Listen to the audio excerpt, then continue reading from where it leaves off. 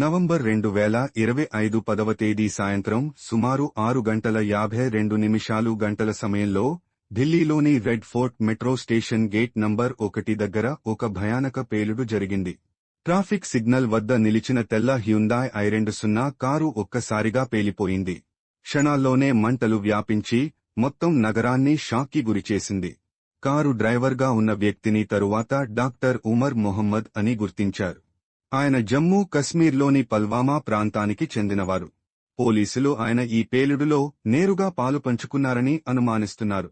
దర్యాప్తు అధికారులు ఈ ఘటన వెనుక జైషే మొహమ్మద్, జైమ్ అనే ఉగ్రవాద సంస్థ సంబంధం ఉండొచ్చని భావిస్తున్నారు.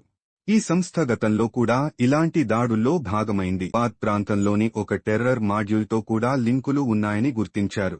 అక్కడ పెద్ద మొత్తంలో పేలుడు పదార్థాలు దాచినట్లు సమాచారం లభించింది.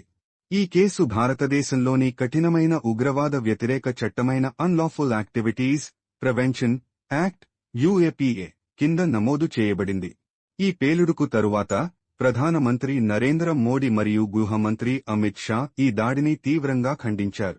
దీనికి బాధ్యులైన వారిని తప్పించుకోనివ్వం, వారిని తప్పక న్యాయానికి తేవాలి అని వారు దేశానికి హామీ ఇచ్చారు.